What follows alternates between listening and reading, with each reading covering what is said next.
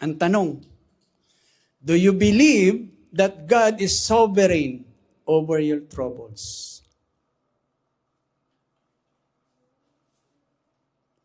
Mga kapatid, realidad yan. Nakikipagdigma tayo. At yan din yung sinasabi dito sa pinag-aaralan natin ngayon. Yung buhay ng isang mananampalataya dahil nga nandito tayo sa mundong ito na sinabi ng Panginoon kung saan nandyan yung lahat ng uri ng kapighatian ay dadanas tayo ng katulad ng dinanas ng mga alagad. Manghihina tayo.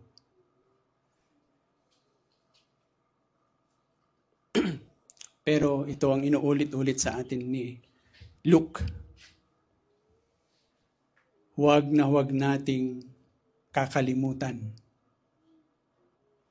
na kahit ano paman, sabihin nga, magunaw na ang mundo, pero ang Diyos mananatili sa kanyang pagiging sovereign God.